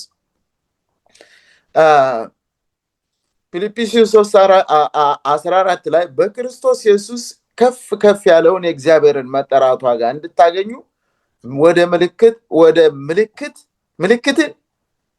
እፈጥናለሁ፣ እንዳገኝ ምልክትን እፈጥናለሁ። ከሩጫ ከውድድር ጋር ያገናኘዋል። መጽሐፍ ቅዱስን ማጥናት ዝም ብለን ጠላት ያለን ቸላ ብለን የምንቀመጥ ሳይሆን በረከቶቻችን እንዳይወስድብን እንደ ሩጫ ነው። ከጠላታችን ጋር ለመጣላት ለመዋጋት ቃሉን ለማንበብ እጅግ ልንበረታና በረከታችንን ልንወስድ የሚገባን። በአግባብ ማጥናት ካልቻልን ተስፋ ባለመቁረጥ እንደገና ለማጥናት ጊዜ መውሰድ መሞከር አለብን። ተስፋ እንቁረጥ። እስካሁን በሆኑብን ጉዳዮች፣ በረከቶቻችን ባጣንባቸው ጉዳዮች ተስፋ እንቁረጥ። ተመልሰን ቃሉን ለማጥናት እንደገና ከእግዚአብሔር ጋር ለመሆን ጊዜ እንውሰድ። እንግዲህ ሌሎችም አሉ፣ ግን ከጊዜ ጋር ለመሄድ አንዲት ቃል ብቻ ብያነባለሁ ከሰንበት ትምህርቱ ላይ የተወሰደች በክርስቶስና በቃሉ መኖር ህይወታችንን ይቀይራል። ይሄ ነው ትልቁ በረከት። ህይወታችን የተቀየረ ህይወት ይሆናል በቃሉ ስንኖር፣ ቃሉን ስናጠና፣ በተለያየ መንገድ እየተገነዘብን ስንሄድ ህይወታችን እየተቀየረና በክርስቶስ እየበረታን በረከቶቻችንም እየጨመሩ ይመጣሉ። እግዚአብሔር ይስጥልኝ። ጨርሻለሁ። እግዚአብሔር ይስጥልን። እግዚአብሔር ይባርካችሁ ሁለታችሁ። የመጨረሻው ክፍል ነው የቀረን። ይሄንኛው ድርብ በረከት የሚለው በጣም ኢምፖርታንቱ ነው። ሌሎቹን ከዛ በፊት ያየናቸውን በሙሉ ካደረግን በኋላ ያወቅነውን ለሌሎች ማካፈል እሱ ራሱ እኛን እንዴት እንደሚያስተምረን ማለት ነው። ይሄ በጣም እኔ ራሴ ያው ምስክር ነኝ ማለት ነው። በጣም በሰዎች ፊት በጣም ምፈራ ለሰዎች እንደዚህ ለመናገር በፍጹም በቃ ድፍን እያልኩ ነበርኩኝና እዚህ ሀገር ስመጣ ነው ፓስተር ፋሲል እንትኔን የከፈተው ማለት ትችላላችሁ። በጣም ፑሽ እያደረገኝ ማለት ነው። የተማርኩትን ያጠናሁትን ለሌሎች ሼር እንዳደረግ ማለት ነው። በዛ ውስጥ እግዚአብሔር እንዴት አድርጎ በቃ በጣም ነው የሚገርመኝ። በቃ በትክክል በቃ አሁን ዛሬ የምንናገራቸው ነገሮች ሁሉ በውስጤ እያሳለፍኳቸውን ራሴን እያየሁ ነው እንትን እምለው የነበረውና እንዴት አድርጎ ሼፕ እንደሚያደርግ አይምሮን እግዚአብሔር ቃል እንዴት በቃ በረከት እንዳለው በተለይ እኔ የተማርኩትን ለሌሎች ሼር በማድረግ ማለት ነው እንዴት በረከት እንዳለው ያው ምስክር ነኝ እኔ ማለት ነው። እና በጣም ነው ደስ የሚለኝ የእግዚአብሔርን ቃል በፋሚሊ በቤትም በኤክስቴንድድ ፋሚሊም ስናጠና እግዚአብሔር ያስተማረንን በተለያየ መልኩ ያስተማረንን በጸጥታ ጊዜ በግልም ያጠና ነው እዛ ውስጥ መጥቶ እንዴት አድርጎ ለሰዎች እንደሚደርስ ስታዩ ይገርማቸዋል። ራስ ወደ ልባችን እንዴት እንደሚያመጣው ያንን ሐሳብ እንዴት አድርጎ እንደሚያመጣው የእግዚአብሔር መንፈስ ይገርማል። ከዚህ ጋር ያየናቸውን ስቴፖች ተከትለን ነው የምንሄደው። አሁን ቁጭ ስንልም በጸሎት አይደል የምንጀምረው። ያንን በመናረግበት ጊዜ በቃ ሁለንተናችንን አሳልፈን ስንሰጥ ጠላት በዙሪያችን ያለው በሙሉ ምን ያደርጋል? ይሸሻል አይደል? ይሸሻል። ስለዚህ ሁሌ ደግሞ ያንን በመናረግበት ጊዜ የተማርነው ለሌሎች ሼር ስናደርግ በውስጣችን ይቀርልናል። ያ ነው በረከት የሚባለው። ልክ በሌላውም ነገር ስታስቡ አሁን በትምህርት ቤትም ስታስቡ የተማራችሁትን ለሌላ ሰው ስታስረዱ እናንተ ናችሁ ተማሪዎቹ አይደል? አሁን ማትስ ስታስረዱ ለሌላ ሰው ለእናንተም እየገባችሁ ይላል። ሞል እየገባችሁ ነው የሚሄደው። ልክ እንደዛ ለሌሎች ሼር ማድረግ በጣም ድርብ በረከት የሚያስብለው ለዛ ነው። ለኛ ደግሞ እንዳንረሳው ያደርገናል። አሁንም እንዳንረሳው ሩጫ የሚሆነው ምንድነው? ያለን ህይወት አጭር ነው በዚህ ምድር ላይ አይደለ? በጣም ደግሞ የተወሰነ ነው። በጣም አጭርም ከመሆኑም የተነሳም ደግሞ ከሆነ እድሜ በኋላ ደግሞ ምንድነን እኛ ድሮ ያጠናነውን ምናስታውስ ካልሆነ በጣም በተለይ በዚህ ዘመን ሰዎች ትንሹንም የሰው ስምም እየረሱ ነው እኮ ሰዎች በጣም በመርሳት እየተካነን ስለሆነ እንትን መሆን አለብን። ኮንሽስሊ የእግዚአብሔር ቃል ውስጣችን ሙልት እንዲል በቃ ሩጫ የሚለው ያንን ነው። ያለንን ጊዜ በሌላ አሁን ዘመኑ በጣም በሾርት ነገር የታጠረ ስለሆነ ያ ምንድነው የሚያደርገው? አይምሮአችንን በቃ ያበላሸው ነው። ሪቴን የማድረግ ይሄ የመያዝ ችሎታችንን ለልጆቻችንም ለኛም ለሁላችንም ምን እያደረገው ነው? ይሄ የመሰልቸት ባህሪን እያመጣ ነው። ያ ደግሞ ለሰይጣን በጣም ምቹ መሳሪያ በቃ ፈርታይል የሆነ ግራውንድ እየፈጠረለት ነው። እና ያንን ኮንሽስሊ እያሰብን ሩጫችንን እንቀጥል ብሎ የሚመክረን እግዚአብሔር ቃል ለዛ ነው። እያንዳንዱ ነገር በትንሿም በትልቋም ያገኘናትን ጊዜ እዛ ላይ ቢውልድ ለማድረግ ልክ ስንጀምር እንዳየነው ማርቲን ሉተር እንዳለው እያንዳንዷን ቅርንጫፍ በእጆቼ ብነካቸው አንዷን ሲነካት ልክ በተን እንደመንካት ማለት ነው። ዛሬ አንዱን ክፍል ባጠና ሌላውን ክፍል ባጠና ከእያንዳንዱ የተለያየ ፍሬ እናገኛለን ማለት ነው።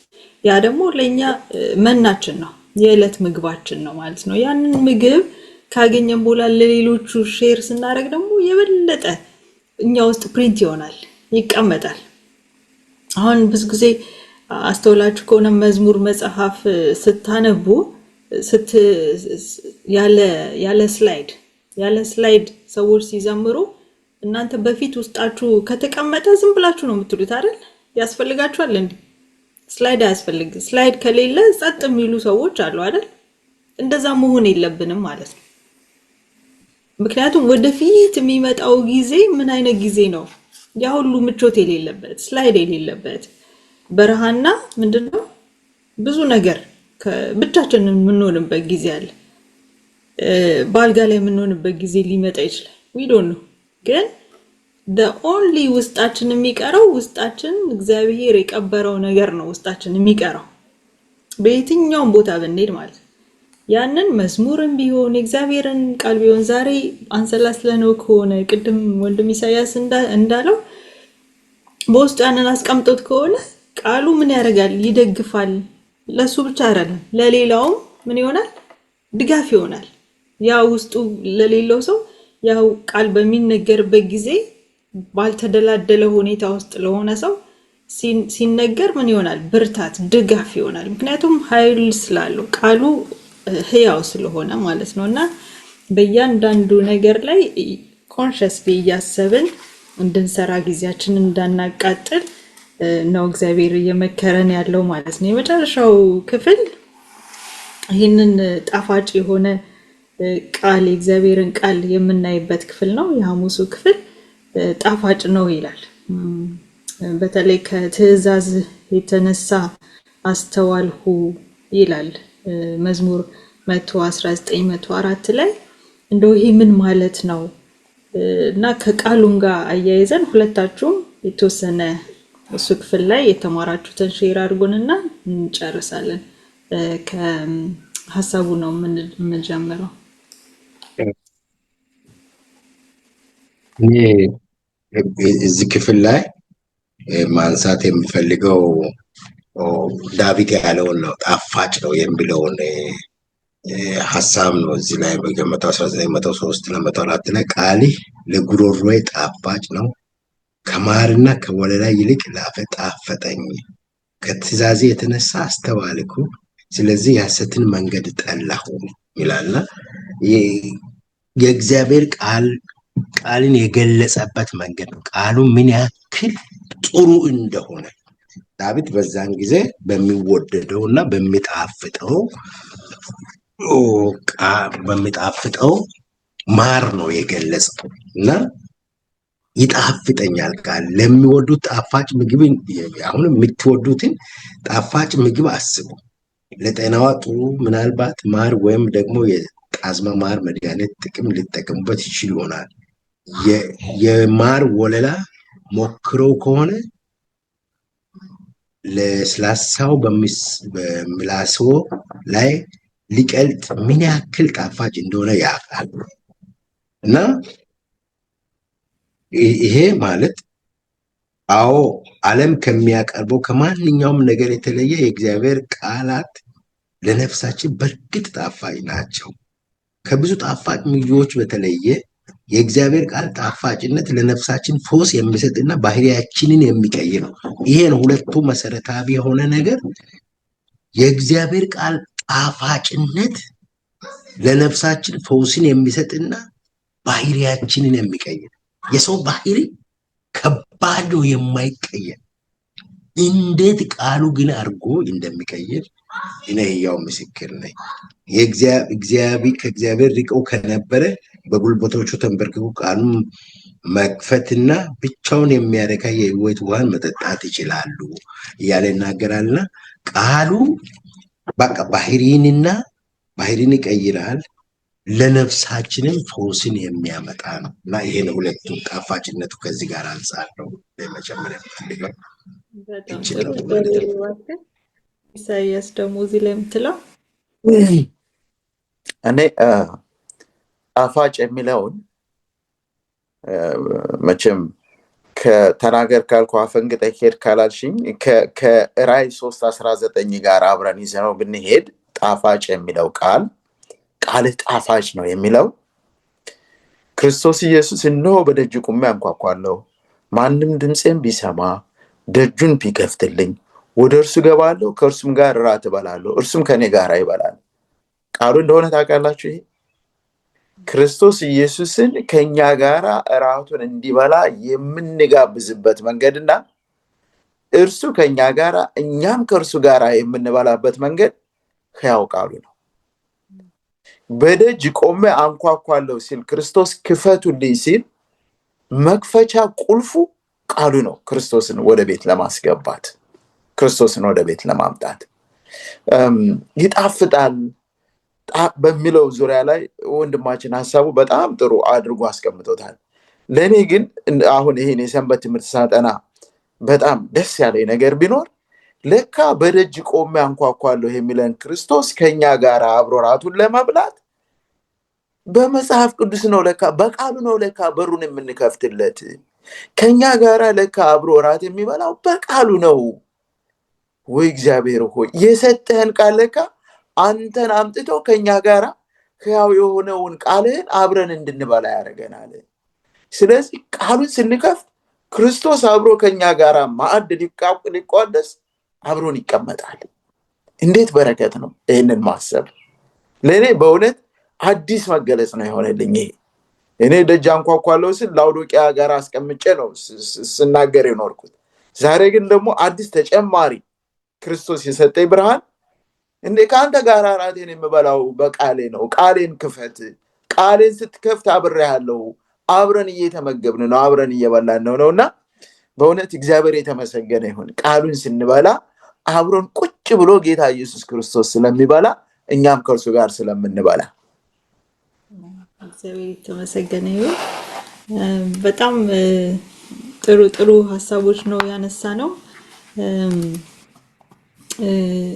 የእግዚአብሔር ቃል ሕያው የሚሰራ ሁሌም በየትኛውም ዘመን ይህን ሁሉ ዘመን ተሻግሮ የመጣ ቃል ነው።